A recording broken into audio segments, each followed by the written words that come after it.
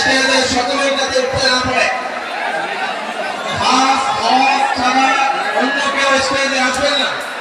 Volunteer ভাইরা এই দিকটা খুব ভালোভাবে লক্ষ্য করুন।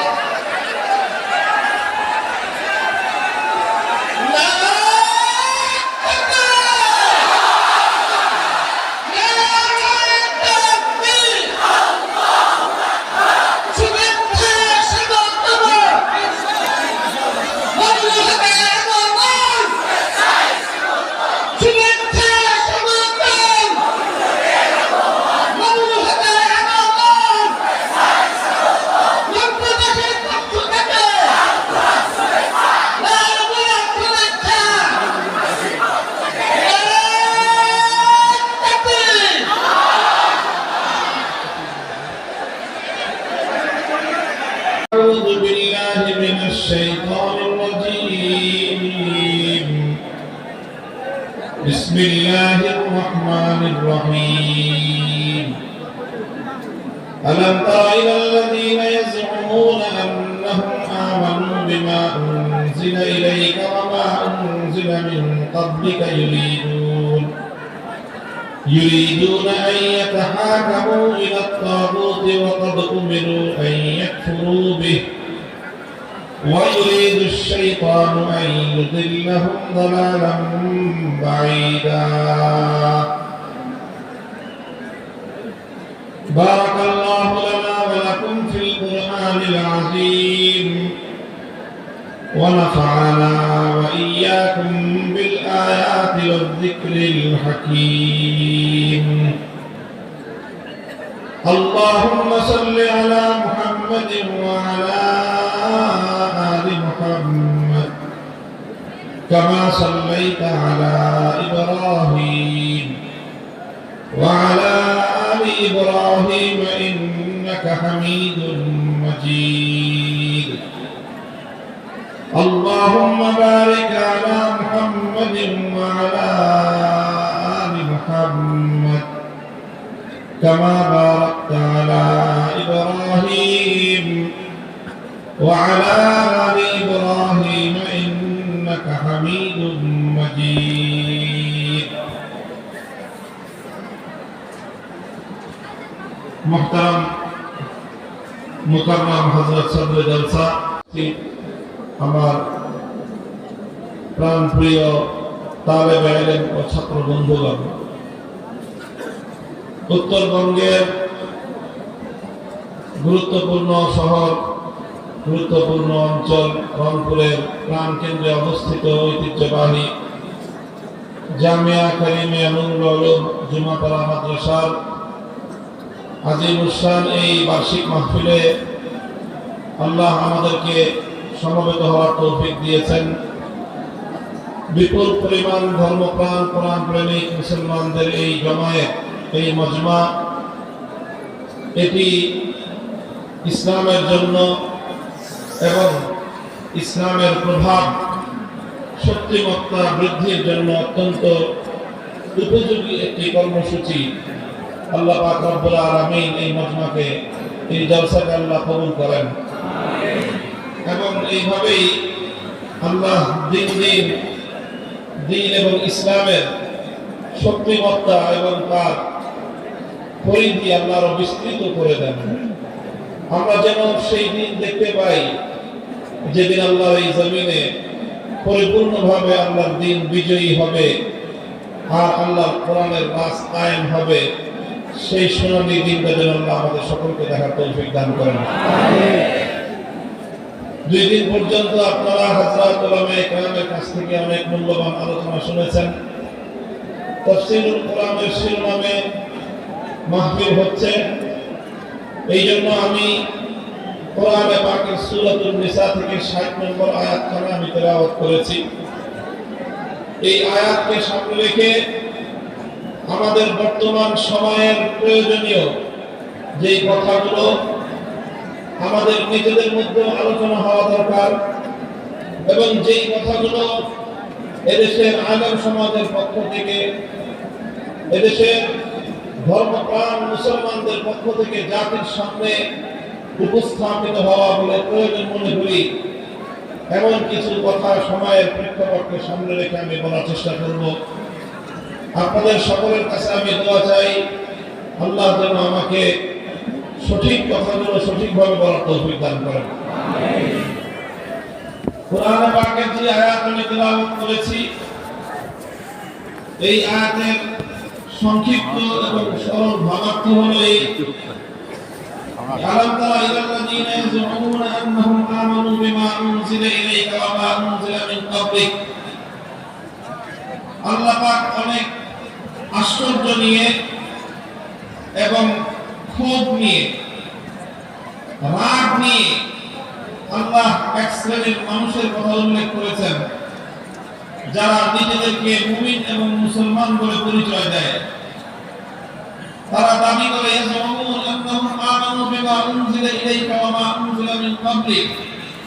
তারা বলে যে আল্লাহর পক্ষ থেকে যে আসমানি কিতাব নাযিল হয়েছে, আমরা আল্লাহর কিতাবকে বিশ্বাস করি। তারা বলে যে আমরা আল্লাহর উপর ঈমান এনেছি।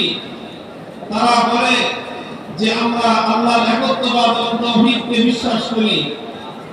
এই কথা তারা মুখে মুখে দাবি করে, অথচ ইউরিদুনা আইয়াতাহাকামু ইলা তাগুত।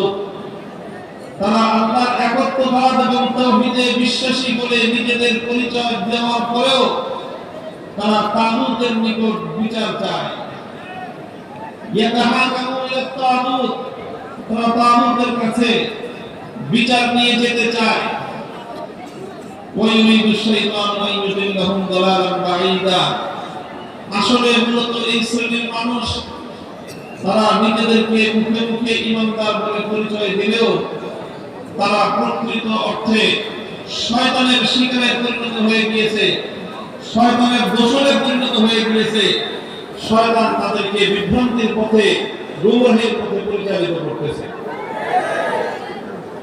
আয়াতের এজন্য ভাবার্থ, এই আয়াত সম্পর্কে যদি আমি একটু গভীর আলোচনা করতে চাই, তাহলে আমাকে এখানে একটি বিষয়কে খুব স্পষ্টভাবে আলোচনা করতে হবে।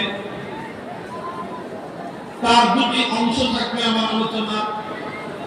একটা অংশ হলো তাওহীদ তথা আল্লাহ পাকের একত্ববাদ। আর সেই তাওহীদ এবং একত্ববাদের আলোচনায় এই আয়াতের মধ্যে প্রসঙ্গক্রমে গুরুত্বপূর্ণ যে একটি কথা এসেছে, সেটা হলো তাগুত। তাগুতের কাছে বিচার প্রার্থনা করা এবং তাগুতের নিকট বিচার চাওয়ার জন্য যাওয়া, এই বিষয়টাকে কোরআনে পাকের এই আয়াতের মধ্যে ব্যক্তহীনভাবে তাওহীদের পরিপন্থী বলে আখ্যায়িত করা হয়েছে। এক কথায় বলতে গেলে, যারা তাগুতের কাছে বিচার প্রার্থনা করে তারা কোনোদিনও বিশ্বাসী হতে পারে না, একত্ববাদী ঈমানদার হতে পারে না। সংক্ষিপ্তভাবে আমি এখানে আপনাদের সামনে প্রথমে তাগুতের পরিচয় তুলে ধরব, আর এই প্রসঙ্গে আমি আমার সংক্ষিপ্ত আলোকপাত আপনাদের সামনে উপস্থাপন করব। তাগুত শব্দটা পবিত্র কোরআনে পাকে অনেক জায়গায় ব্যবহার হয়েছে, অনেকগুলো আয়াতের মধ্যে তাগুতের আলোচনা এসেছে। এই জন্য কদিমান ওয়া হাদিসান সাহাবায়ে কেরামের যুগ থেকে নিয়ে অদ্যাবধি যারাই পবিত্র কোরআনের তাফসীর নিয়ে আলোচনা করেছেন, তারা এই তাগুতের সংজ্ঞা এবং তার পরিচয় তুলে ধরার চেষ্টা করেছেন। এক একজন এক এক ভঙ্গিতে, এক একজন এক এক শব্দ দিয়ে, এক এক ভাষায় তাগুতের পরিচয় দিয়েছেন। সমস্ত বক্তব্যগুলোকে যদি একত্রিত করা হয়, তাহলে তাগুতের যে পরিচয় আমাদের সামনে ফুটে ওঠে, সেটাকে যদি আমরা আমাদের নিজেদের ভাষায় বলতে যাই, তাহলে তাগুতের পরিচয় এভাবে বলা যায় যে তাগুত বলা হয় এক আল্লাহ পাক রব্বুল আলামিনের জন্য আল্লাহ নিজে যেই আসন, নিজের জন্য আল্লাহ পাক যে আসনকে সংরক্ষণ করেছেন, আল্লাহর জন্য নির্ধারিত সংরক্ষিত সেই আসনে কোন গায়রুল্লাহকে যদি স্থাপন করা হয়, সমাসীন করা হয়, তো আল্লাহর আসনে যেই গায়রুল্লাহ সমাসীন হবে, নিজে স্বেচ্ছায় সমাসীন হোক অথবা অন্য কেউ তাকে আল্লাহর আসনে সমাসীন করার পরে সে যদি তাতে সম্মতি জ্ঞাপন করে তাহলে তাকেই বলা হয় তাগুত। আর ভালো করে বুঝেন, সংক্ষিপ্ত কথা, এটা মূল পয়েন্ট। যেই বিষয়টা আল্লাহর জন্য নির্ধারিত, যেই আসন আল্লাহর জন্য সংরক্ষিত, যেই সিফাত একমাত্র আল্লাহর জন্য নির্ধারিত, আল্লাহর সেই সিফাতকে কোন গায়রুল্লাহর জন্য যখন সাব্যস্ত করা হয়, ভিন্ন ভাষায় বলতে গেলে আল্লাহর আসনে যখন কোন গায়রুল্লাহকে বসানো হয়, সে নিজে স্বেচ্ছায় বসুক অথবা অন্য কেউ কোন গায়রুল্লাহকে আল্লাহর আসনে সমাসীন করুক, উভয় ক্ষেত্রে আল্লাহর আসনে যে গায়রুল্লাহ বসবে তাকে বলা হবে তাগুত। যেমন আপনারা বুঝে থাকলে আমার প্রশ্নের জবাব দিবেন, ইবাদতের একমাত্র উপযুক্ত কে? সবাই বলেন, ইবাদতের একমাত্র উপযুক্ত কে? আল্লাহ। ইবাদত আল্লাহর জন্য নির্ধারিত, লা ইলাহা ইল্লাল্লাহ, এই কথা অর্থ এটাই যে লা মা'বুদা ইল্লাল্লাহ। এই কায়নাতের মধ্যে বিশ্ব চরাচরে ইবাদতের একমাত্র উপযুক্ত হলেন আল্লাহ। এখন ইবাদত বা মা'বুদ হওয়ার এই আসন কার জন্য সংরক্ষিত? আল্লাহর জন্য সংরক্ষিত। এই মা'বুদ হওয়ার আসনে আল্লাহর স্থানে যদি কোনো গায়রুল্লাহকে বসানো হয় তাহলে সেই গায়রুল্লাহকেই বলা হয় তাগুত। যেমন কেউ মূর্তিকে পূজা করে, মূর্তির ইবাদত করে, বলে ইবাদতের একমাত্র হকদার ছিলেন কে? আল্লাহ। সেই আল্লাহর জন্য নির্ধারিত ইবাদতকে যখন কোনো মানুষ গায়রুল্লাহর জন্য করলো, তো যেই গায়রুল্লাহর জন্য ইবাদত করা হয় সেই গায়রুল্লাহকে তাগুত বলা হয়। যেমন কেউ দুর্গাকে পূজা করলো, কেউ সরস্বতীর ইবাদত করলো, কেউ কালীর পূজা করলো, তাহলে দুর্গা, সরস্বতী আর এই কালী নামক এই মূর্তিগুলো এবং এই দেবতাগুলো, এই সবগুলো হলো তাগুত। কারণ ইবাদত যে আল্লাহর জন্য নির্ধারিত ছিল, সেই ইবাদত আল্লাহর জন্য না করে যেই গায়রুল্লাহর জন্য করা হলো সেই গায়রুল্লাহকে তাগুত বলা হয়।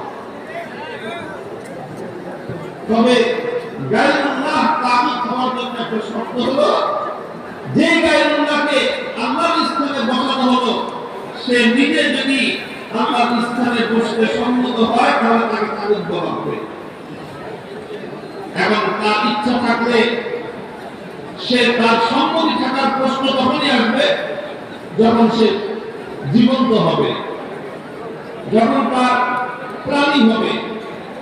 আর যার নাকি প্রাণ নাই, জীবন নাই, যেমন দুর্গা পূজার কোন জীবন আছে? তার জাত নাই, তার প্রাণ নেই, সুতরাং তার সম্মতির কোন বিষয় নেই। সরস্বতী, কালী সহ যত মূর্তি এবং দেবতা ছিল মুশরিকদের, এই সকল মূর্তিগুলো সব মৃত। এই সকল মূর্তিগুলো আল্লাহর স্থানে বসানোর জন্য তাদের সম্মতির শর্ত নাই। যে গায়রুল্লাহকে আল্লাহর আসনে সমাসীন করা হবে সেই গায়রুল্লাহকেই তাগুত বলা হবে। এটা হলো ইবাদতের ক্ষেত্রে আমি বললাম। আপনারা আমার কথা বুঝতেছেন? তাহলে আমি কি বললাম যে ইবাদতের একমাত্র হকদার কে? আল্লাহ। তো যদি আল্লাহকে বাদ দিয়ে কোনো গায়রুল্লাহর জন্য ইবাদত করা হয় তাহলে যে গায়রুল্লাহর জন্য ইবাদত করা হবে তার নামই হলো আল্লাহ। এটা হলো ইবাদতের ক্ষেত্রে। ঠিক এরকম আসমান আর জমিনের মধ্যখানে নিরঙ্কুশ ভাবে, প্রশ্নহীন ভাবে, চূড়ান্ত ভাবে আইন তৈরি করার ক্ষমতা একমাত্র কার? আল্লাহ। খুব ভালো করে বুঝবেন, এমন আইন যেই আইনের উপর কোনো প্রশ্ন তোলা যাবে না, এমন আইন যেই আইন তৈরি হবে চূড়ান্ত আইন, এমন আইন যেই আইনকে অন্য কোনো আইন বাতিল করতে পারবে না, এমন চূড়ান্ত আইন তৈরি করার একচ্ছত্র একমাত্র ক্ষমতা কার? আল্লাহ। এটাকে বলা হয় কাকিমিয়ত। আল্লাহ পাক রব্বুল আলামিনকে যে সকল বিষয়ে একক বিশ্বাস করতে হয়, যে সকল বিষয়ে আল্লাহ তাওহীদকে বিশ্বাস করতে একজন মানুষ একত্ববাদী হয়, তার মধ্যে যেমন একটা রয়েছে ইবাদতের ক্ষেত্রে আল্লাহ তাওহীদকে বিশ্বাস করতে হয়, তাহলে মানুষ একত্ববাদী হতে পারে। ঠিক তদ্রুপ আইন তৈরি করার ক্ষেত্রেও এক আল্লাহর একত্ববাদকে বিশ্বাস করলে একজন মানুষ মুওয়াহহিদ আর একত্ববাদী এবং ঈমানদার হতে পারে। বলবেন তাহলে মানুষ আইন করতে পারবে না? হ্যাঁ, মানুষ আইন করতে পারবে। গায়রুল্লাহর জন্য আইন তৈরি করার একটা ক্ষমতা, একটা বৈধতা রয়েছে, তবে সেই বৈধতা একটা সীমার মধ্যে। সেই সীমাটা কি? মানুষের কোনো আইন আল্লাহর কোনো আইনের সঙ্গে সাংঘর্ষিক হতে পারবে না। মানুষের আইন আল্লাহর আইনের বিপরীত হতে পারবে না। মানুষের কোনো আইন আল্লাহর আইনের সঙ্গে সাংঘর্ষিক হতে পারবে না।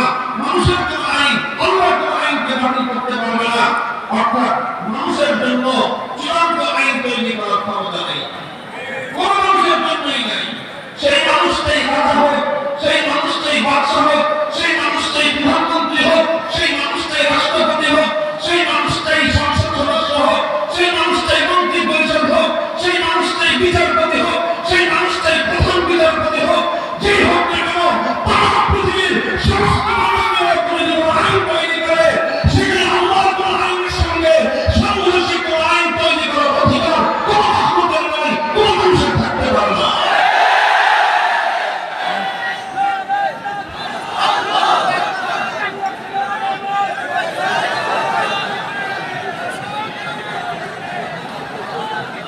প্রথম কথা হলো মুসলমানদের মধ্যে আজ সবচেয়ে বেশি কঠিন যে জায়গাটা মুসলমানদের ঈমানকে হরণ করছে।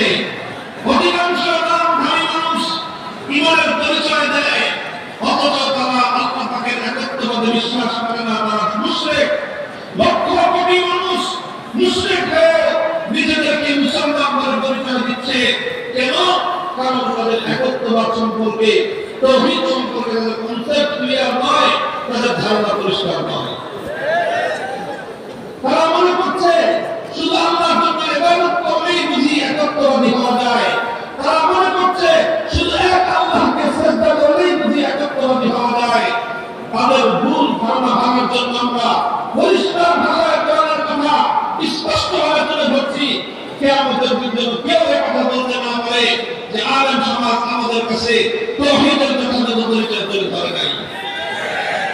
এখন রংপুরবাসী, উত্তরবঙ্গের মানুষ, আমার ছাত্র ভাইরা তোমাদের কাছে আমার দেখে যাই, আজ এই কথা আমি এমন কিছু কথাই বলতে চাই যেই কথাগুলো এখন আজ আমাদের স্পষ্ট কণ্ঠে জাতির সামনে বলার উপযুক্ত সময় তৈরি হয়েছে।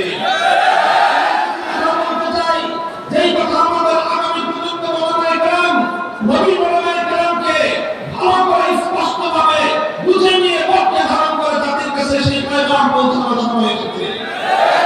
আর সেটা হলো এই যে অধিকাংশ মুসলমান তাওহীদ ফিল হাকিমিয়া, আইন তৈরি করবার ক্ষেত্রে আল্লাহ পাকের যে একত্ববাদের যে বিশ্বাস, এই বিশ্বাসের ক্ষেত্রে নামধারী অধিকাংশ মুসলমান শিরকে লিপ্ত তারা মুশরিকে পরিণত হয়েছে। এটাকে যদি আমি রাষ্ট্রবিজ্ঞানের পরিভাষায় যদি আমি বলি, রাষ্ট্রবিজ্ঞানের পরিভাষায় আমি আমার বাংলায় সাধারণ ভাষায় বললাম আইন তৈরি করার চূড়ান্ত ক্ষমতা কার? আল্লাহ। এটাকে রাষ্ট্রবিজ্ঞানের ভাষায় বাংলায় বলা হয় সার্বভৌম আইনের ক্ষমতা। ইংলিশে এই শব্দটা ব্যবহার করা সবরেকি। সার্বভৌম ক্ষমতা, আইন তৈরি করার, আইন রচনা করার, আসমান এবং জমিনের মধ্যে কোনটা বৈধ কোনটা অবৈধ এটা নির্ধারণ করার সার্বভৌম ক্ষমতা একমাত্র কার? আল্লাহ পাকের সার্বভৌম ক্ষমতাকেই বলা হয় তাওহীদ ফিল হাকিমিয়া। আল্লাহ একচ্ছত্র আইন তৈরি করার এই চূড়ান্ত ক্ষমতাকে চ্যালেঞ্জ করে পৃথিবীতে একটা মতবাদ আবিষ্কৃত হয়েছে, যেই মতবাদটা আজকে সারা দুনিয়াতে কর্মবল বেগে ছড়িয়ে পড়েছে। সারা দুনিয়ার মুসলিম সমাজগুলোকে গ্রাস করে নিয়ে অধিকাংশ মুসলমানদেরকে স্পষ্ট মুশরিকে পরিণত করেছে। সেই রাজনৈতিক দর্শনটার নামই হলো সেকুলারিজম, ধর্মনিরপেক্ষতা। এটাকে কেবলমাত্র একটা রাজনৈতিক মতবাদ হিসেবে আখ্যায়িত করে থাকে। কিন্তু আসল কথা হলো এই, কেউ যদি ইসলাম বুঝে থাকে, কেউ যদি ইসলামের বিশ্বাসকে বুঝে থাকে, কেউ যদি ইসলামের আকীদাকে বুঝে থাকে, কেউ যদি ইসলামের একত্ববাদ এবং তাওহীদকে বুঝে থাকে, তাহলে তার কাছে এটা দিবালোকের চেয়ে বেশি পরিষ্কার। দিন প্রহরের সময় আকাশের মধ্যগগনে সূর্য দল করতে থাকলে সেই সূর্যটা যেমন পরিষ্কার, যে ব্যক্তি আল্লাহর একত্ববাদকে বুঝেছে তার কাছে এই বিষয়টা একটু বেশি পরিষ্কার স্পষ্ট। যারা ধর্মনিরপেক্ষতায় বিশ্বাসী, যারা সেকুলারিজমে বিশ্বাসী, তারা আমার আল্লাহর সার্বভৌম আইন তৈরি করার ক্ষমতায় বিশ্বাসী নয়। সুতরাং যারা আল্লাহর একত্ববাদে বিশ্বাসী নয়, তারা দুনিয়াতে আর কিছু হতে পারলেও ইমানদার হতে পারে না। এই জন্য আমরা বলি ধর্মনিরপেক্ষ ধর্ম। কি বললাম? ধর্মনিরপেক্ষ এটা একটা ভিন্ন ধর্মের নাম। ধর্মনিরপেক্ষতা এটা শুধুমাত্র একটা রাজনৈতিক মতাদর্শের নাম নয়, বরং ধর্মনিরপেক্ষতা বা সেকুলারিজম একটা ধর্ম। সেকুলারিজম ইজ এ রিলিজিয়ন, এটা একটা ধর্মের নাম, যেই ধর্মের কালেমা ইসলামের কালেমার থেকে 100% ভিন্ন। ইসলাম ধর্মের কালেমা যেরকম আইন তৈরি করবার একমাত্র ক্ষমতা কার? সেকুলারিজম ধর্মের, সেকুলার ধর্মের মূল কথা হলো এই, আইন তৈরি করবার ক্ষমতা আল্লাহর নয়। যে ব্যক্তি আল্লাহর আইনকে বিশ্বাস করে না, সে ব্যক্তি যেরকম ইমানদার হতে পারে না। যে ব্যক্তি সেকুলারিজমকে বিশ্বাস করে, সে ব্যক্তি ইমানদার হতে পারে না। এই সেকুলারিজম এবং সেকুলার ধর্ম অনেক দিক থেকে হিন্দু ধর্মের চেয়ে অনেক খারাপ। অনেক দিক থেকে বৌদ্ধ, খ্রিস্টান, ইহুদি, অন্য সকল ধর্মের চেয়েও সেকুলার ধর্মটা জঘন্য একটা ধর্ম। বলবেন কারণ কি? কারণ হলো এই, একজন মানুষ যদি হিন্দু হয়, সে বুঝতে পারে যে আমি মুসলিম না, আমি হিন্দু ধর্মের অনুসারী। একজন মানুষ যদি খ্রিস্টান হয়, সে কোনোদিন নিজেকে মুসলিম বলে দাবি করে না এবং নিজেকে মুসলিম বলে মনে করে না, সে মনে করে যে আমি একজন খ্রিস্টান। কেউ যদি ইহুদি হয়, সে নিজেকে ইহুদি বলে মনে করে, সে নিজেকে মুসলিম বলে মনে করে না। একজন মানুষ যদি বৌদ্ধ হয়, তাহলে সে নিজেকে বৌদ্ধ মনে করে, সে নিজেকে মুসলিম মনে করে না। এবং মুসলমানরা কোন ইহুদিকে কোনোদিন মুসলিম মনে করে না। মুসলিমরা কোন খ্রিস্টানকে কোনোদিন মুসলিম মনে করে না। মুসলিমরা কোন হিন্দু বৌদ্ধকে কোনোদিন মুসলিম মনে করে না। অথচ হিন্দু, বৌদ্ধ, ইহুদি, খ্রিস্টানরা যেরকম অমুসলিম, তারা সেকুলার ধর্ম বিশ্বাসী, তারা ঠিক একইভাবে অমুসলিম। অথচ সেই সেকুলার ধর্মের অনুসারীদেরকে ধোঁকাবাজি করে, প্রতারণার আশ্রয় নিয়ে মুসলিম সমাজের সামনে তাদেরকে মুসলমান বলে পরিচয় করিয়ে দেওয়ার কারণে মুসলমানরা মনে জানে না, বুঝে না যে সেকুলাররা কোনোদিন মুসলিম হতে পারে। লম্বা আলোচনা, আমরা তো দীর্ঘ ডিটেইলস আলোচনায় যাব না, শুধু আজকে এই কথাটার উপরে আমি আলোচনা করতেছি। ইউরিদুনা আইয়াতাহাকামু ইলা তাগুত, তাগুতের পরিচয় দিয়েছে আমার সুন্নাত ভালো করে। তাগুত বলা হয় ওই গায়রুল্লাহকে, যেই গায়রুল্লাহকে আল্লাহর আসনে বসানো হয়। যেমন ইবাদতের আসন কার জন্য সংরক্ষিত? আইন তৈরি করার কথা আলোচনা করছি। হযরত আলী ইবনে হাতেম রাদিয়াল্লাহু তাআলা আনহু, আপনারা হাতেম ভাই নাম শুনেছেন? হাতেম ভাই কি ছিলেন? বুকের মানুষ কি ছিলেন? দানবীর হিসেবে পৃথিবীতে তিনি বিখ্যাত, জগৎ বিখ্যাত একজন দানবীর, যিনি একটা দৃষ্টান্ত হিসেবে বর্ণিত হয়ে থাকে। কাউকে যদি দানবীর বলতে হয়, তাহলে তাকে বলা হয় যে তিনি যুগের হাতেম ভাই বলা হয়। এমন দানবীর ছিলেন, এমন দানবীর ছিলেন যে তার মৃত্যুর ১,৫০০ বছর পরে আজও সারা পৃথিবীর মানুষ দানবীর হিসেবে একটা উপমা হিসেবে উপস্থাপন করা হয় হাতেম ভাইকে। হাতেম ভাই তিনি মুসলিম ছিলেন না, তিনি আল্লাহ রাসূলের যুগ পান নাই, নবীর আগে তিনি ইন্তেকাল করেছেন। তবে হাতেম ভাইয়ের যে ছেলে ছিলেন, সেই ছেলের নাম ছিল আদি। কি নাম ছিল? আদি ইবনে হাতেম। তিনি মুসলিম হয়েছেন। তিনি ইসলাম গ্রহণ করার আগে খ্রিস্টান ছিলেন। তিনি যখন ইসলাম কবুল করলেন, ইসলাম কবুল করে একদিন নবী আকরাম সাল্লাল্লাহু আলাইহি ওয়াসাল্লামের কাছে তিনি একটা প্রশ্ন করলেন। কোরআনে পাকের একটি আয়াত বুঝে আসে নাই, এই জন্য আয়াত সম্পর্কে তার একটা প্রশ্ন উত্থাপিত হয়েছে। তিনি সেই কাছে। আল্লাহ নবী হযরত হাতেম আদি ইবনে হাতেমকে অনেক সম্মান করতেন, কারণ বড় বাবা বড় সন্তান। হাতেম তাই এরকম একজন দানবের মানুষ ছিলেন, তার সন্তান তার গোত্রের মধ্যে, তার সম্প্রদায়ের মধ্যে একজন সম্ভ্রান্ত ব্যক্তি হিসেবে তিনি সুপরিচিত ছিলেন। তিনি তার গোত্রের একজন নেতা ছিলেন। এই সকল কারণে আল্লাহ নবী তাকে সম্মান করতেন এবং তিনি স্বভাবগতভাবে অত্যন্ত সম্ভ্রান্ত মানসিকতার মানুষ ছিলেন। এই জন্য হাতেম আদি ইবনে হাতেম যখনই আল্লাহ নবীর কাছে আসতেন, নবী তাকে বিশেষ সম্মানের সঙ্গে আলিঙ্গন করে নিতেন, তাকে সাদর সম্ভাষণ জানাতেন। সে আদি ইবনে হাতেম একদিন আল্লাহ নবীকে জিজ্ঞাসা করলেন, ইয়া রাসূলুল্লাহ, কোরআন পাকের একটি আয়াত সম্পর্কে আমার বুঝে আসে না। নবী জিজ্ঞাসা করলেন, কোন আয়াত? আদি ইবনে হাতেম বললেন, কোরআন পাকের মধ্যে আল্লাহ পাক রব্বুল আলামিন ইহুদি এবং খ্রিস্টানদের ব্যাপারে, অর্থাৎ পূর্ববর্তী আহলে কিতাব ইহুদি খ্রিস্টান সম্প্রদায়ের ব্যাপারে একটা অভিযোগ করেছেন। আমি খ্রিস্টান ছিলাম এবং খ্রিস্টান ধর্ম সম্পর্কে আমার সবিস্তারে আমার সম্পূর্ণ জ্ঞান রয়েছে। আমার কাছে কোরআনে পাকের মধ্যে উত্থাপিত খ্রিস্ট ধর্ম সম্পর্কে আল্লাহর পক্ষ থেকে উত্থাপিত এই অভিযোগটাকে অবলম্বন মনে হয়। আল্লাহ নবী জিজ্ঞাসা করলেন, কোন অভিযোগ? তখন হযরত আলী ইবনে হাতেম আয়াত তেলাওয়াত করলেন। লক্ষ্য করে বুঝেন, ইত্তাখাযু আহবারহুম ওয়া রুহবানহুম আরবাবান মিন দুনিল্লাহি ওয়াল মাসীহ ইবনে মারইয়াম। ইত্তাখাযু আহবারহুম ওয়া রুহবানহুম আরবাবান মিন দুনিল্লাহ। আলী ইবনে হাতেম বললেন, ইয়া রাসূলুল্লাহ, কোরআনে পাকের মধ্যে ইহুদি এবং খ্রিস্টান সম্প্রদায়ের ব্যাপারে অভিযোগ করা হয়েছে যে ইহুদি এবং খ্রিস্টান ধর্মাবলম্বীরা তাদের মধ্যে দুই শ্রেণীর মানুষকে আল্লাহ ইসলামে রব হিসেবে গ্রহণ করে। তার জায়গায় আর রবের মধ্যে রবের মধ্যে আল্লাহ বলতেছেন রবের একমাত্র আল্লাহ, অথচ ইহুদিরা এবং খ্রিস্টানরা এক আল্লাহকে বাদ দিয়ে তারা তাদের মধ্যকার দুই শ্রেণীর মানুষকে রব বানিয়ে নিয়েছে। কয় শ্রেণীর মানুষকে? দুই শ্রেণীর মানুষকে রব বানিয়ে নিয়েছে। প্রথম শ্রেণীর মানুষ হলো আহবারহুম। আহবার এটা হলো হিব্রুনের বহুবচন। হিব্রুন বলা হয় জ্ঞানী মানুষকে। হিব্রুন বলা হয় কাকে?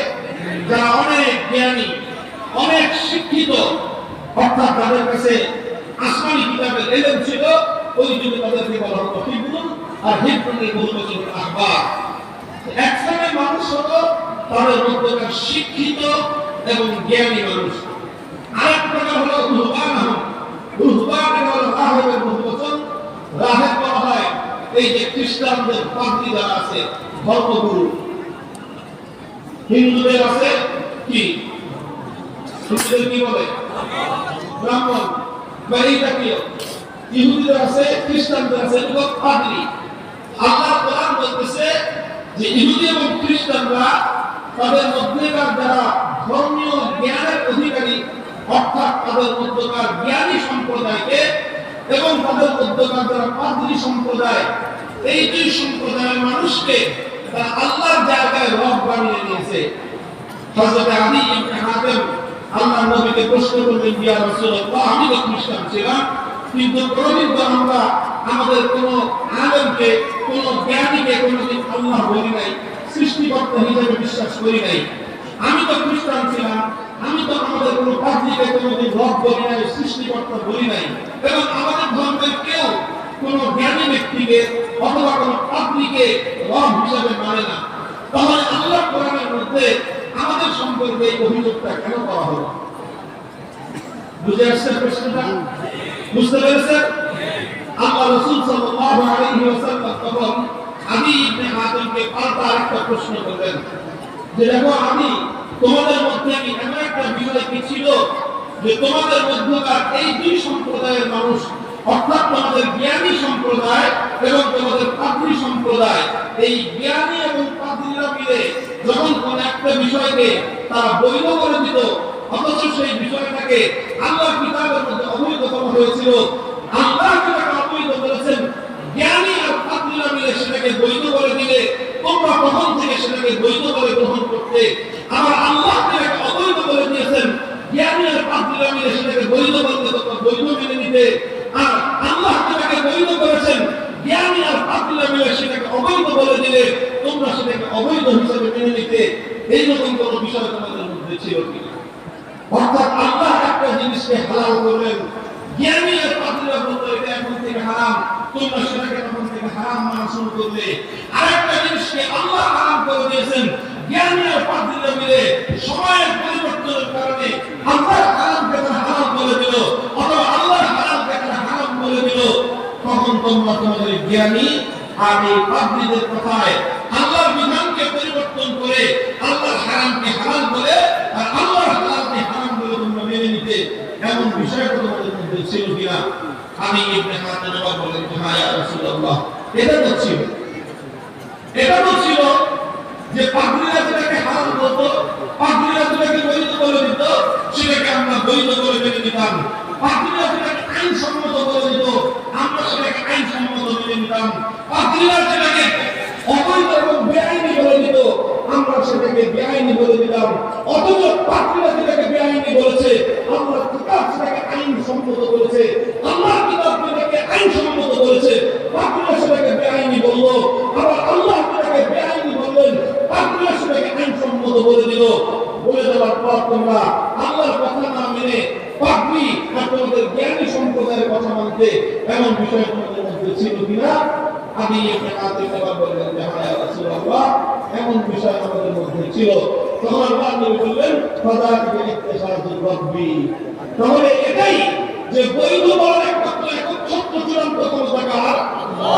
অবৈধ বলার একমাত্র ক্ষমতা একমাত্র কার? তো যেটা আল্লাহর ক্ষমতা, আল্লাহ সেই ক্ষমতাকে তোমরা তোমাদের জ্ঞানী সম্প্রদায় আর তোমাদের পাদ্রী সম্প্রদায়ের হাতে তুলে দিয়ে তোমরা প্রকাশ করে তোমাদের পাদ্রী আর তোমাদের জ্ঞানী সম্প্রদায়কে আল্লাহর সঙ্গে শরীক সাব্যস্ত করে তোমরা মুশরিকে পরিণত হয়েছে। এখন আমি আপনাদেরকে জিজ্ঞাসা করতে চাই, আল্লাহ কোরআন অনেক বিষয়কে বেআইনি বলেছে, আল্লাহ কোরআন বলে দিয়েছে সুদ গ্রহণ করা অবৈধ। আমার দেশের কিছু মানুষ আইন তৈরি করে বলে দিয়েছে সুদ গ্রহণ করা বৈধ। তাহলে আল্লাহ যেটাকে অবৈধ করলেন, অন্য আরেকটা কিছু মানুষ এসে সেটাকে অবৈধ করলো।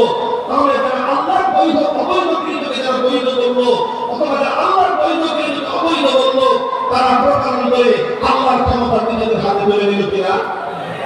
এটাই হলো ইত্তিখাযুর রাbb।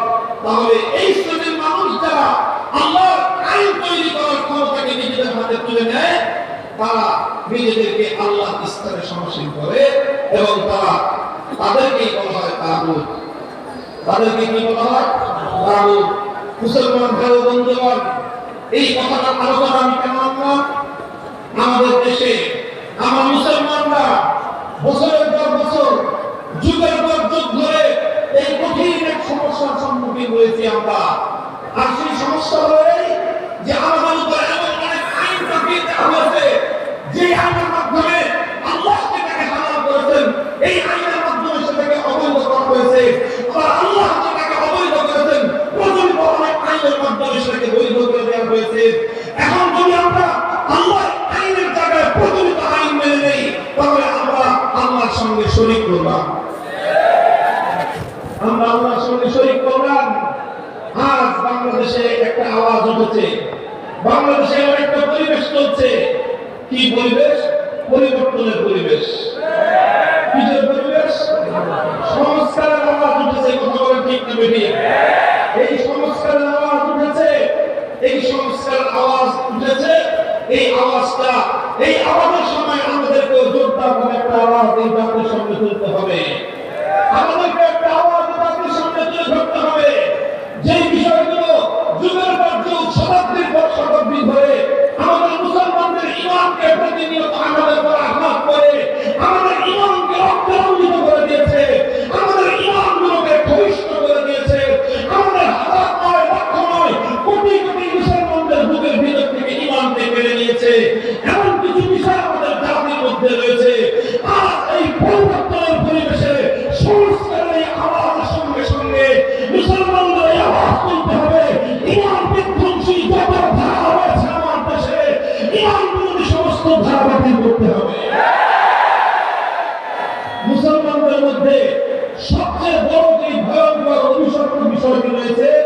ইমান বিধ্বংসী, সেটা হলো মানব রচিত আইন, কোরআন বিরোধী আইন। মুসলমানদের সোনালী যুগে কোন ব্যক্তি আল্লাহ কোরআনের বিরুদ্ধে কোন আইন তৈরি করতে পারে নাই। সর্বপ্রথম মুসলিম সমাজের মধ্যে যে কুলাঙ্গা, যে অভিশপ্ত ব্যক্তির মাধ্যমে মুসলমান সমাজে আল্লাহ আইনের পরিবর্তে মানব রচিত আইন প্রয়োগ করা শুরু হয়েছে, সেই ব্যক্তির নাম হলো চেঙ্গিস খান।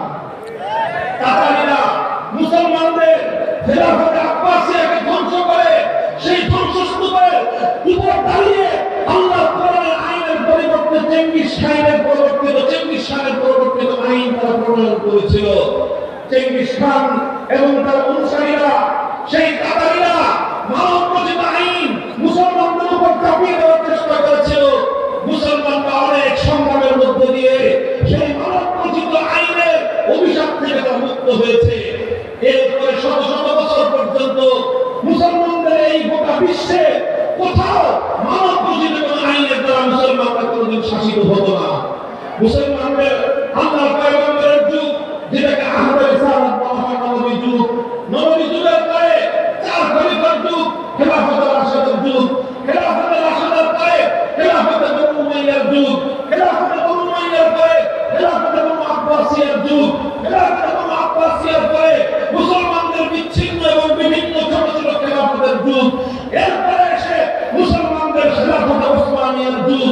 1924 সাল পর্যন্ত মুসলমান যারা খেলাফতের অধীনে ছিল, প্রতিটি খেলাফতের অধীনে থেকে মুসলমানদের আইন ছিল একটাই, মুসলমানদের আইনের সূত্র ছিল একটাই, সেটা হলো আল্লাহর যেটা আইন সেটাই চূড়ান্ত আইন। আল্লাহর আইনের পরিবর্তে কোন মানব রচিত আইনের দ্বারা মুসলমানরা কোনদিন শাসিত হয় নাই।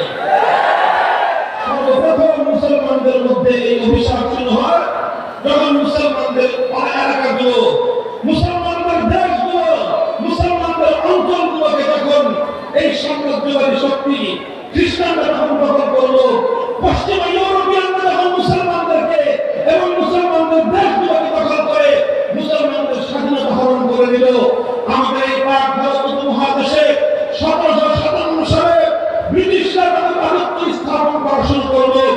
ওইদিকে ফ্রান্স গোটা আফ্রিকা দখল করে নিল, ইতালি আফ্রিকার বিশাল অঞ্চল দখল করে নিয়ে এরপরে গোটা মুসলিম বিশ্বকে তারা দখল করে মুসলিম বিশ্বের উপর এই চরম অভিশপ্ত একটা ধারা চালু করলো।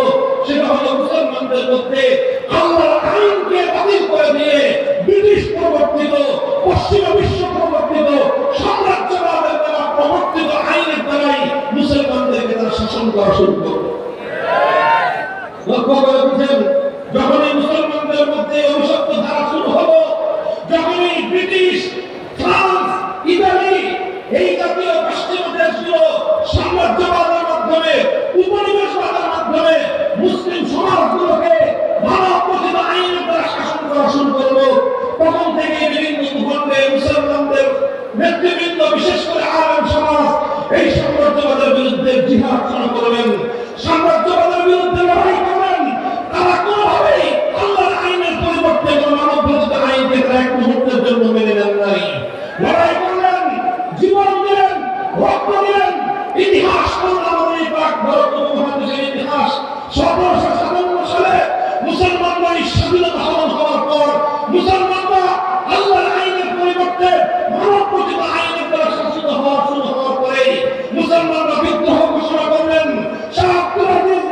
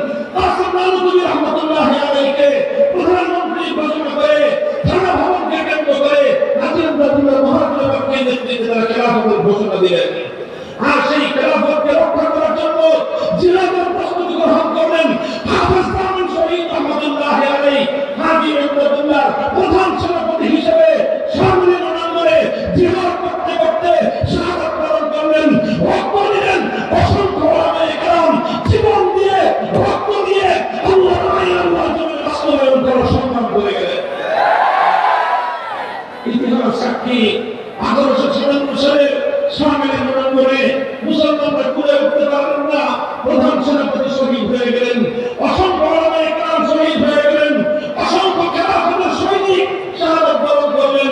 আন্দোলন স্থগিত হয়ে গেল। এই আন্দোলনকে আবার পুনরুদ্ধার করবার জন্য 1866 সালে ভারতের সাহারানপুর জেলার অন্তর্গত, উত্তর প্রদেশের অন্তর্গত সাহারানপুর জেলার দেওবন্দ নামক গ্রামে একটা মাদ্রাসা কায়েম হলো।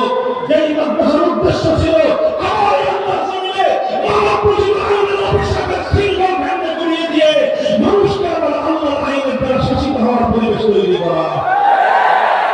আন্দোলন চলল, সংগ্রাম চলল, লম্বা ইতিহাস। যখন 1947 সাল আসলো, 1947 সালে এই ভারতবর্ষের মুসলমানদের দীর্ঘ সংগ্রামের পরে ব্রিটিশ প্রবর্তিত সেই গোলামীর শিকল থেকে মুক্ত হওয়ার পরিবেশ তৈরি হলো। তখন প্রশ্ন তৈরি হলো যে হিন্দু এবং মুসলমান দুই জাতি কিভাবে ভারতবর্ষ স্বাধীন হবে? মুসলমানরা বলল আমাদের এত বড় দেশের দরকার নাই, এত বড় ভূখণ্ডের দরকার নাই, এত বড় সাম্রাজ্যের প্রয়োজন আমাদের নাই, আমাদের ছোট্ট একটা ভূখণ্ড হোক, আমরা সব অঞ্চল মেনে নেব, আমরা সকল অঞ্চলকে সবাই গ্রহণ করবো, কিন্তু আমরা একটা জিনিস নাই, সেটা হলো আমরা আমাদের ভূখণ্ডে আল্লাহর জমিনে আল্লাহর আইনের দ্বারা শাসিত হতে চাই। আপনারা আশ্চর্যজনক হবেন, সেই আন্দোলনটাই ছিল পাকিস্তান আন্দোলন। এমন একটা ভূখণ্ড হবে যে ভূখণ্ডের আইন হবে আল্লাহর আইন, যে ভূখণ্ডের সংবিধান হবে আল্লাহর কোরআন। আর সবচেয়ে আশ্চর্যের বিষয় হবে এই ভারত উপমহাদেশে যতগুলো মুসলিম প্রধান ভূখণ্ড ছিল, সেই পাঞ্জাব থেকে শুরু করে লাহোর পর্যন্ত, সেই করাচি থেকে নিয়ে শুরু করে খাইবার পখতুনখোয়া পর্যন্ত, এই পূর্ণ ভারত উপমহাদেশে সবচেয়ে জনগণের মানুষ আল্লাহর আইনের দ্বারা মুসলমানদের শাসন ব্যবস্থা কায়েম করার জন্য সবচেয়ে বেশি রক্ত দিয়েছে, সবচেয়ে বেশি ত্যাগের কোরবানি করেছিল যে অঞ্চলের মানুষ, সবচেয়ে বেশি অভূতপূর্ব সমর্থন জানিয়েছিল যে অঞ্চলের মানুষ, সেই অঞ্চলটা হলো এই বাংলাদেশের মুসলমান সমাজ। আমরা শুধুমাত্র আল্লাহর আইনের জন্য, অন্য কোনো কিছুর জন্য নয়, শুধুমাত্র আল্লাহর আইনের দ্বারা শাসিত হওয়ার জন্য পার্শ্ববর্তী ভারতকে আমরা প্রত্যাখ্যান করলাম।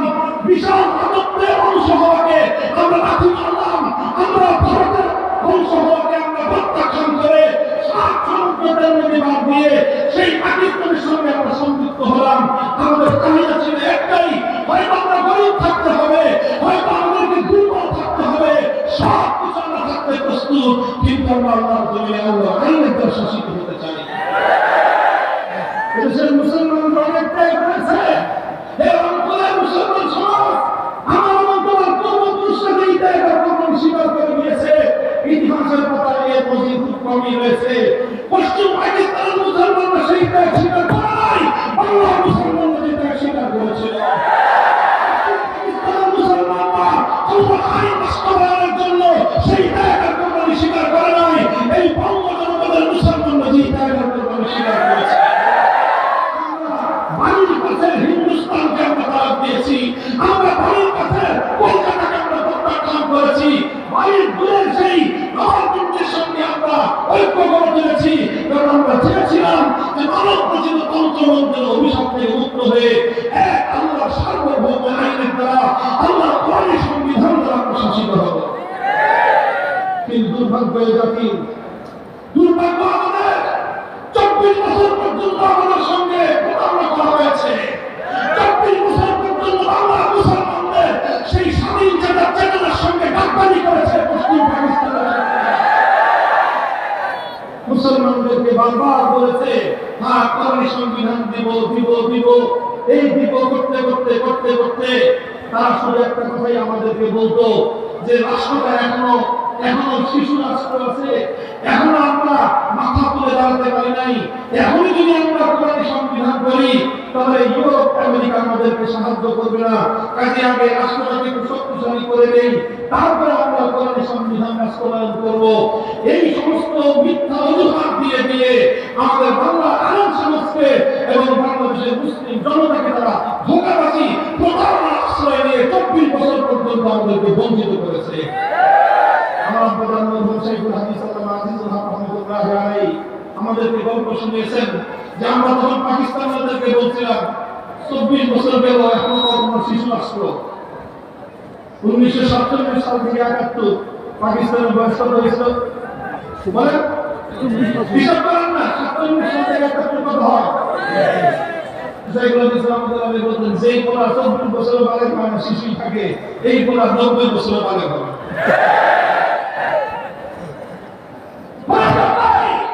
যে সন্তান 40 বছর পর্যন্ত সফল হতে পারে না যে রাষ্ট্র 40 বছর পর্যন্ত এখন হাজার লক্ষ লক্ষ শহীদ মুসলমান আত্মদান রক্তের সঙ্গে গ্রেফতারি করতে পারে সে পাকিস্তান বেতন নাই ভেঙে গুলিয়ে দেবো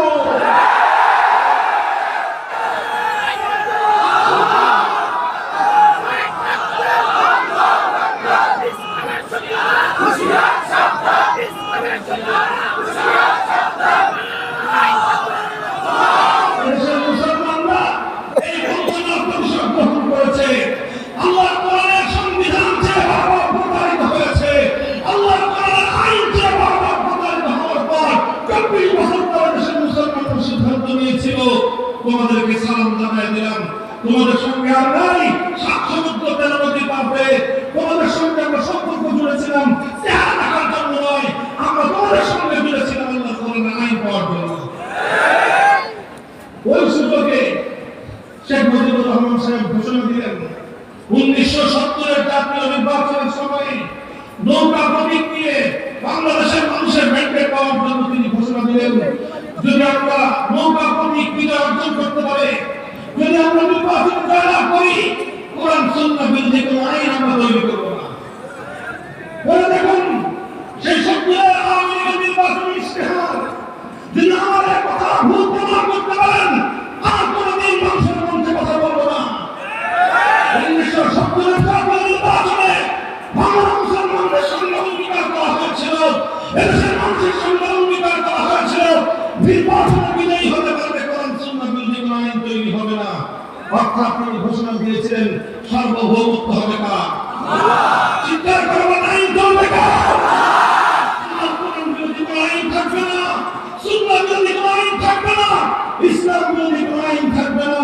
এই ঘোষণা দেওয়ার পর এদেশের মুসলমানরা অভূতপূর্ব সমর্থন দিল গোটা বাংলাদেশের সমস্ত মানুষগুলো নৌকা বাক্সের সিল মেরে সারা অভূতপূর্বভাবে গোটা পাকিস্তানের মধ্যে বিরোধী সংখ্যাগরিষ্ঠতা দিয়ে তাদেরকে ক্ষমতায় পাঠানোর ব্যবস্থা করলো পশ্চিম পাকিস্তানিরা তাদেরকে মানল না বরং পশ্চিম পাকিস্তানিরা গায়ে জোর দিয়ে বাংলাদেশের মানুষের ভোটে নির্বাচিত সরকারকে ক্ষমতাচ্যুত করে বিরাট ক্ষমতা জবরদখল করে রাখার জন্য 25 মার্চের কালরাত্রিতে বাংলার মুসলমানদের উপর বাংলাদেশের নাগরিকদের উপর তারা ভয়াবহ আক্রমণ এবং বর্বর হামলা চালায় শুরু হয় স্বাধীনতার যুদ্ধ 71 26 মার্চ থেকে 71 এর সময় ডিসেম্বর পর্যন্ত দীর্ঘ 9 মাসের রক্তক্ষয়ী সংগ্রামের মধ্য দিয়ে বাংলার পূর্ব দিগন্তে স্বাধীনতার সূর্য উদিত হয় শেখ মুজিবুর রহমান সাহেব বিদেশ থেকে ফিরে আসেন এদেশের মানুষ তাকে লাল কালিদার সংবর্ধনা দেয়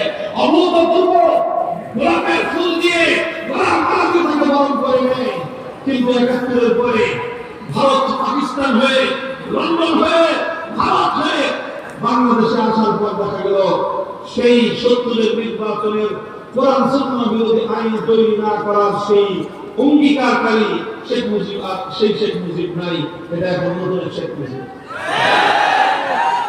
আসার সময় ভারত রাষ্ট্রের পক্ষ থেকে তার কবিতা একটা চিত্র করে ইন্দিরা গান্ধী বলতে বাবা রাষ্ট্র চালাবা কিভাবে তোমার রাষ্ট্রের সংবিধানে উন্নীত হবে চাচ্ছি জাতীয়তাবাদ গণতন্ত্র সমাজতন্ত্র ধর্মনিরপেক্ষতাবাদ ইন্দিরা গান্ধী শিখিয়ে দেওয়া তার প্রেসক্রিপশন দেওয়া শেখ মুজিবুর রহমান মুজিব কোটের মধ্যে ভরে দেওয়া ছোট্ট সেই চিরকুট সেই বাংলাদেশের মানুষের হাজার বছরের ইচ্ছা এবং অভিপ্রায়ের কফিলের মধ্যে করে ঠুকে দেওয়া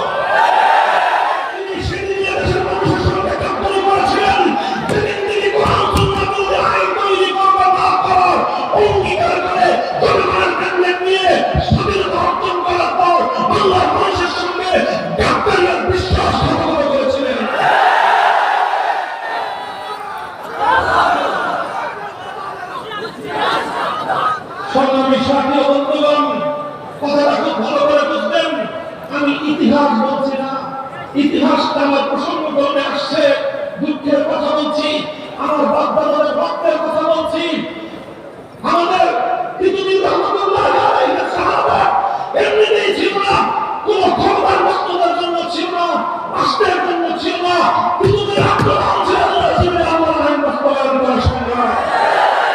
তাকায় দেখুন হাজি শরীয়তুল্লাহ কেন জীবন দিয়েছিল? ক্ষমতা পাওয়ার জন্য নয়, শুধুমাত্র ভূখণ্ড পাওয়ার জন্য নয়। হাজি শরীয়তুল্লাহ আন্দোলনের নাম ছিল ফরাইজি আন্দোলন। রাজনীতি সমাজকারী আন্দোলন, মুসলমানদের মধ্য থেকে আল্লাহর বিধান, আবশ্যকীয় বিধান ফলকগুলো নির্মূল হয়ে যাচ্ছে। তিনি এক আন্দোলন শুরু করবেন, আবার আল্লাহর বিধান বাস্তবায়ন করতে হবে। সেই বিধান বাস্তবায়ন করতে গিয়ে রক্ত দিয়ে হারানো প্রাণ, জীবন গেল হাজার মানুষের, বিধবা হলো আমার হাজারো বোন, এতেই হলো আমাদের হাজারো সন্তান। লক্ষ মায়ের বুকের ধন খালি করে যিনি স্বাধীনতা আন্দোলন, সেই স্বাধীনতা শুধু ভূখণ্ডের জন্য ছিল না, শুধু মাতৃত্বের জন্য ছিল না, শুধু ক্ষমতা নষ্টের জন্য ছিল না, সেটা ছিল দেশের মুসলমানদের আল্লাহর আইনের দ্বারা শাসিত হওয়ার চিরদিনের সেই চির আকাঙ্ক্ষার কথা।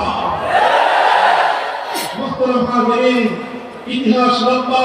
৭১ থেকে ৭৫ পর্যন্ত এদেশের মানুষ সেই ৭০-এর জাতীয় নির্বাচনের অঙ্গীকার ভুলে যাওয়া এক গাদ্দারের দ্বারা বাংলাদেশের মানুষ শাসিত হলো। তিনি এদেশের মানুষকে কোরআনের আইন দিলেন না, তিনি এদেশের মানুষের সঙ্গে অঙ্গীকার করেছিলেন কোরআন সুন্নাহ বিরোধী আইন তৈরি করবেন না। অথচ তিনি সংবিধানের প্রথমেই সকল কোরআন বিরোধী ধারা, ধর্মনিরপেক্ষতাবাদের মতো কুফরি ধারা সংশোধন করে আল্লাহ কোরআনের পিঠে তিনি ছুরিকাঘাত করেছিলেন। তারপরে ৭৫-এর ১৫ই আগস্টের পট পরিবর্তনের পর যারা শাসক করেন তাদের মধ্যে কেউ কেউ কিছুটা ভালো করার চেষ্টা করবেন। এর মধ্যে দুটো চেষ্টার কথা আমি বলবো, নাম উল্লেখ করবো না। শেখুল হাদিস রহমাতুল্লাহ আলাইহি দুটি কথা, দুটি আমাদের অর্জনের কথা বলে তুলতেন। একটি হলো আমাদের দেশের সংবিধানের শুরুতে দুটি বিষয় সংযুক্ত হলো। প্রথম বিসমিল্লাহির রহমানির রহিম, আল্লাহর নামে সংবিধান শুরু হলো। আর সংবিধানের মূলনীতি শুরুতেই লেখা হলো আল্লাহর উপর অবিচল আস্থা এবং বিশ্বাস হবে সংবিধানের মূল ভিত্তি। এবং আল্লাহর উপর অবিচল আস্থা এবং বিশ্বাস তৈরি হওয়ার অর্থই হলো ধর্মনিরপেক্ষতা চলবে না। আল্লাহর উপর অবিচল আস্থা এবং বিশ্বাসের অর্থ হলো অন্য কোনো তন্ত্র হবে না, হবে একমাত্র আল্লাহর একত্ববাদ কায়েম হবে। ইবাদতের ক্ষেত্রে আল্লাহর একত্ববাদ, আইনের ক্ষেত্রে সার্বভৌমত্ব হবে একত্ববাদ। বলবেন এভাবে কথাটা, আরেকটা বিষয় বলবেন রাষ্ট্র ধর্ম ইসলাম।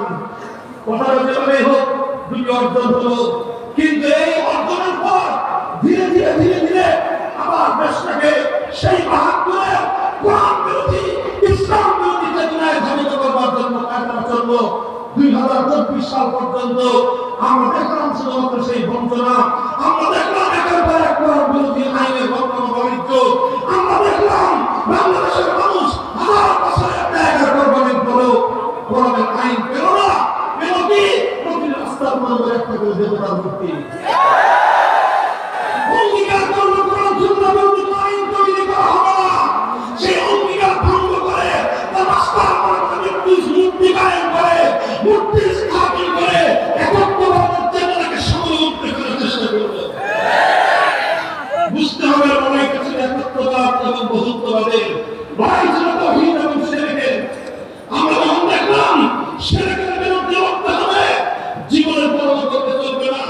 ৯৬ সালে যখন একবার এই শিরকি সংস্কৃতি, এই মূর্তিবাদ কায়েম করার সংযুক্ত হয়েছিল, আর অগ্নি পূজার নামে, এই সীতা চিরন্তনের নামে অগ্নি সংস্কৃতির মাধ্যমে এদেশের মানুষকে অগ্নি পূজারী করার একটা দীর্ঘমেয়াদী ষড়যন্ত্র, অর্থাৎ কিভাবে মুসলিম সমাজকে একত্ববাদ থেকে তাওহীদ থেকে বিচ্যুত করা যায়, এই সব আয়োজনগুলো ধীরে ধীরে চলল।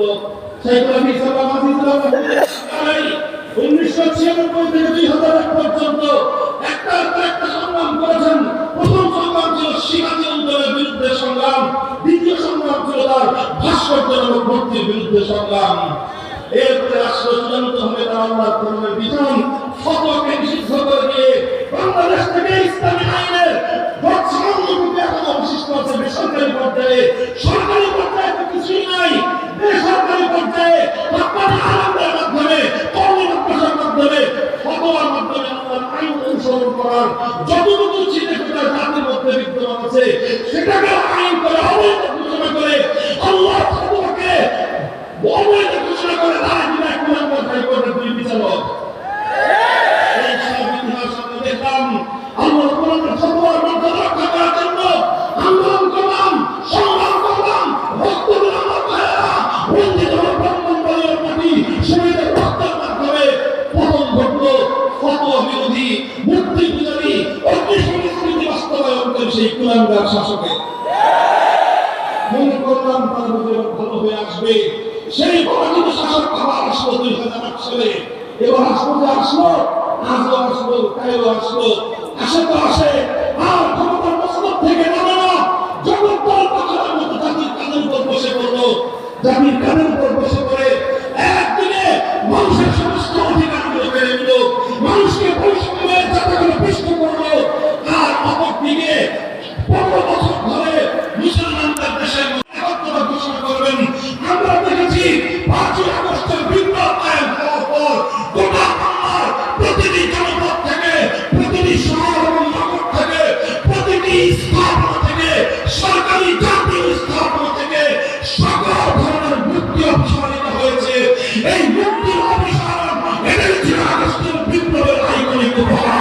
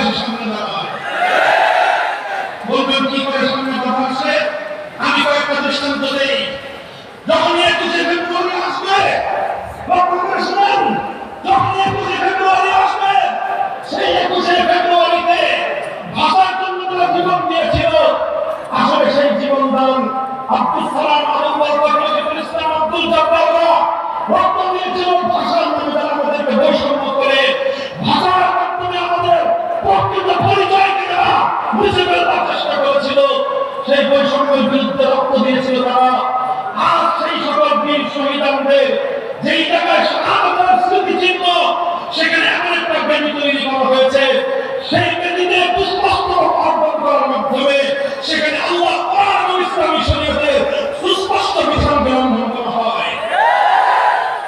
আমরা না পারি কিছু বলতে, না পারি কিছু করতে, আমাদেরকে নীরবে সহ্য করতে হয়। কারণ যদি আমি এই কথা বলি তাহলে আমাকে বলবে যে আমি 21শে ফেব্রুয়ারির ভাষা শহীদদের চেতনার পরিপন্থী লোক। অথচ আমরা 21শে ফেব্রুয়ারির বীর শহীদদের চেতনাকে আমরা শ্রদ্ধা জানাই, কিন্তু সেই সব বীর শহীদ আমাদেরকে স্মরণ করার জন্য ইসলামী সংস্কৃতিকে, ইসলামী সংস্কৃতি কোরআন সুন্নাহর বিধানকে উপেক্ষা করে যেই কালচার তৈরি করা হয়েছে, সেই কালচার কোনোদিন ইসলামী কালচার হতে পারে না। যে দেখবেন মুসলমানদের এই বাংলাদেশের সেনানিবাস, সেই সেনানিবাসের মধ্যে একটা আছে শিক্ষা বিভাগ। পরিষ্কার কথা বলি, প্রতিটি দিবসে, প্রতিটি জাতীয় দিবস 26শে মার্চ হোক অথবা 16ই ডিসেম্বর হোক, এমনকি রাষ্ট্রীয় কোনো অতিথি যদি আসে তাহলে সেই অতিথিকে নিয়ে আমার দেশের রাষ্ট্রীয় ব্যক্তিবর্গকে, সেনা প্রধানকে সেই শিক্ষা আগুনের সামনে গিয়ে সেলুট প্রদান করতে হয়। আগুনের সামনে গিয়ে সেলুট প্রদান করা এবং একটি আগুনকে শিখা আগুন ঘোষণা করা সুস্পষ্ট অগ্নি পূজারীদের কালচার। আইন না থাকার কারণে, ইসলামের আইন না থাকার কারণে, কোরআন সুন্নাহর আইন না থাকার কারণে আমরা এই শিখা অভিবাদের বিরুদ্ধে না আদালতের সামনে হতে পারি, না এর বিরুদ্ধে আমরা মুখ খুলতে পারি। এর বিরুদ্ধে কথা বললে আমাদেরকে স্বাধীনতা বিরোধী আখ্যায়িত করা হয়। আমাদের গণতন্ত্র বিষয় এই যখন মন্ত্রী পরিষদ গঠিত হয়, সেই মন্ত্রী পরিষদের সকল সদস্যদেরকে নিয়ে এই 71 বীর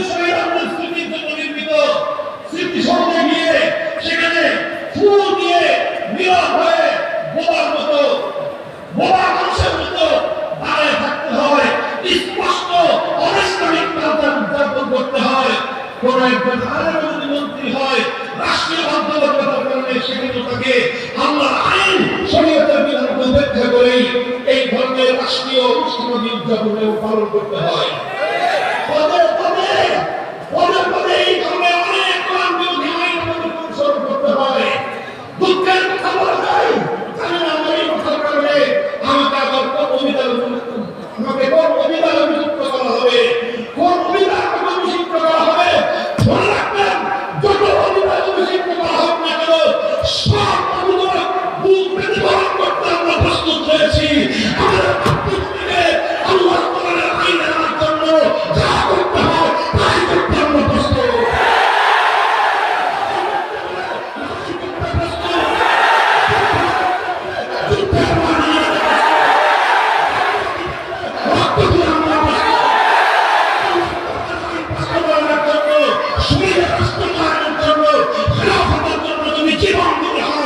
শহীদ হতে হয়,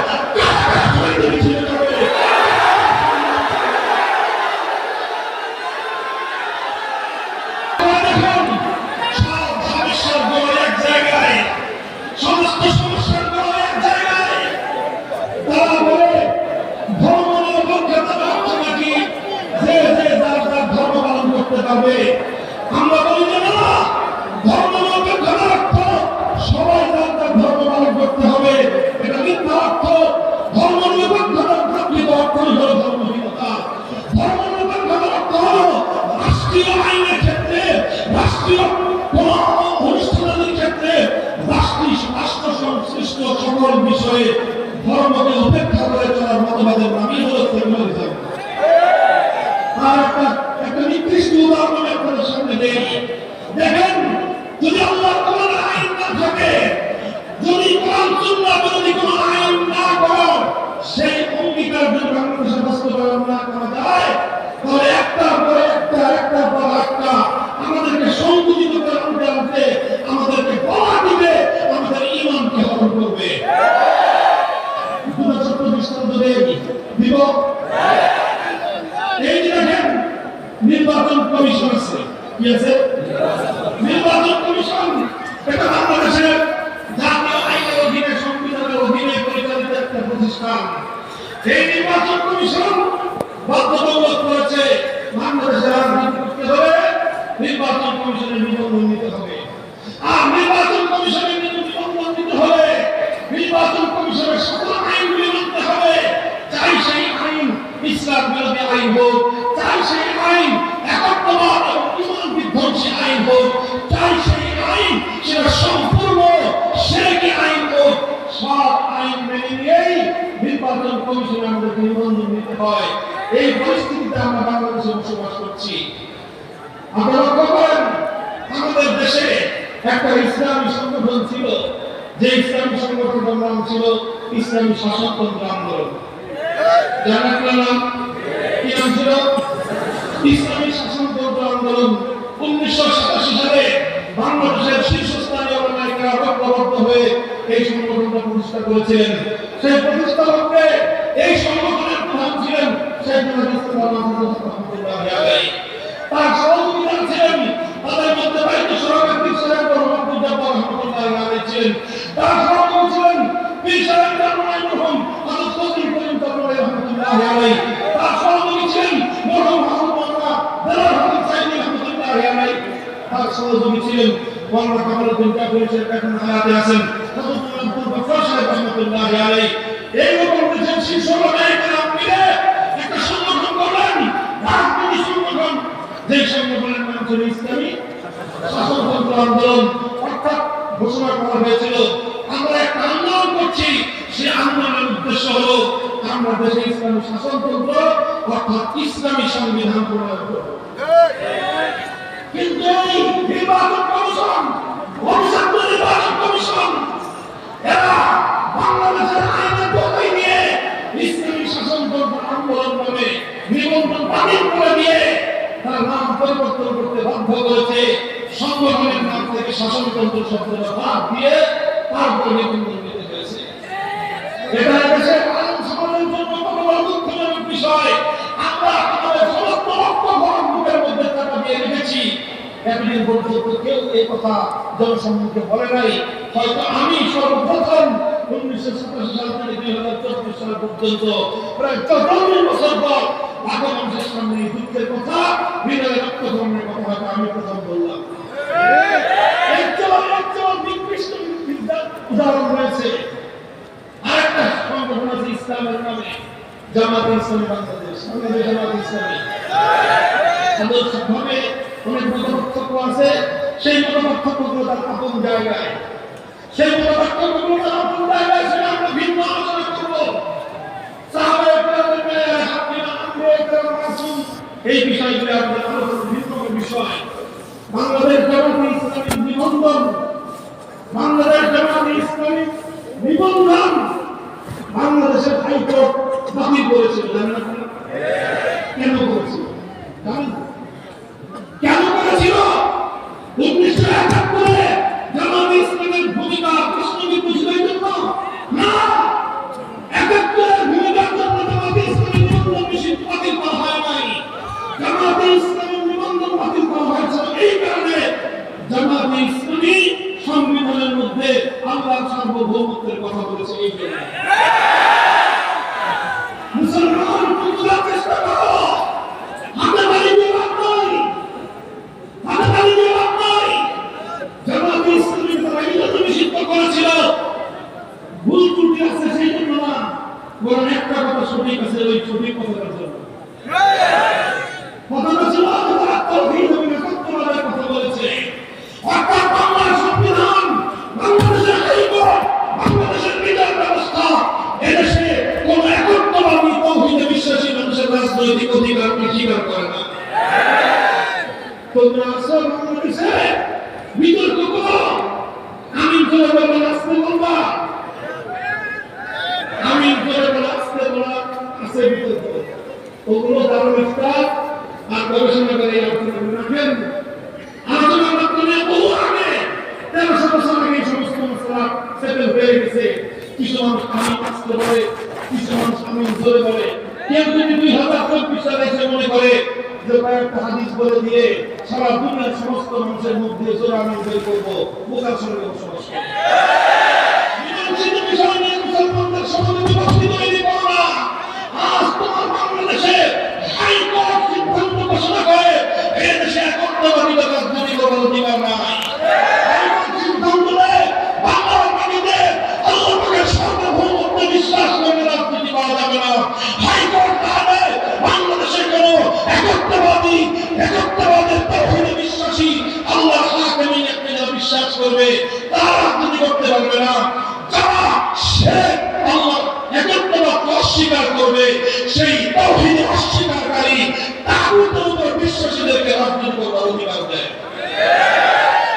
নিজের পায়ে পড়া নিচে তাকে দেখো, বাংলার মুসলমান কোন জমিনে আমরা বিচরণ করতেছি।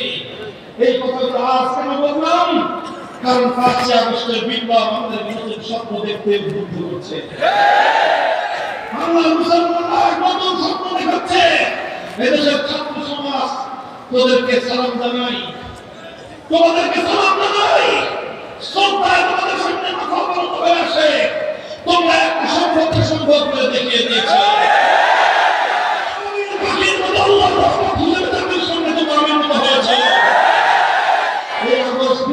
বৈশিষ্ট্য ছিল স্কুল কলেজ ইউনিভার্সিটির ছাত্র আর মাদ্রাসার ছাত্রের মধ্যে কোনো বৈষম্য ছিল না, সব একাকার হয়ে গিয়েছিল।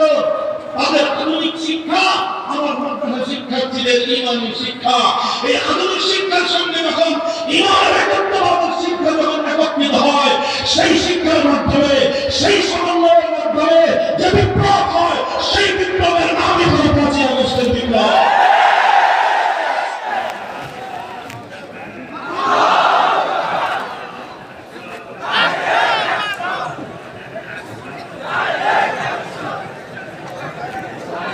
এখন এই কথা সব বললাম কেন? হ্যাঁ, ওলামায়ে কেরাম, তরুণ প্রজন্মের মানুষেরা, তরুণ প্রজন্মের ছাত্ররা, স্কুল কলেজ ইউনিভার্সিটিগুলোর ছেলেরা এখন অনেক সচেতন, অনেক সচেতন। প্রতিটি ছাত্র সমাজের মধ্যে এখন তাওহীদ এবং শিরক সংক্রান্ত যে জ্ঞান, যে এলেমের চর্চা, এটা অনেক বেশি বেড়েছে। তারা আজকে নামাজ পড়ে, আন্দোলন সংগ্রামের উত্তাল সময়ে রাজপথে যখন জালিমের বুকে আঘাতের বুক ফাটতে হয়, নামাজের রক্ত হয়ে গেলে সেই রক্তে ঢালা পিচ ঢালা পথে, রক্ত ভেজানো পিচ ঢালা পথে আল্লাহু আকবার আযান দিয়ে পিচ ঢালা পথকে যায় নামাজ পড়ে সেজদা দিয়ে পড়ছে আকাশের মধ্যে। এই প্রতিটি বাংলার জনপদে এভাবে স্কুল কলেজ ইউনিভার্সিটি মাদ্রাসার ছাত্ররা এক কাতারে দাঁড়িয়ে নামাজ পড়েছে। সেখান থেকে এই বিপ্লবের শক্তি সঞ্চারিত হয়েছে। আমাদের আল্লাহ তাআলা শরীয়তের হামদ কবুল করে জনসূল ছেড়ে দিয়েছে। আপনারা তাকায় দেখবেন অনেক কিছু তো দেখা হয় নেট দুনিয়ায় অনেক কিছু কি করে ভাইরাল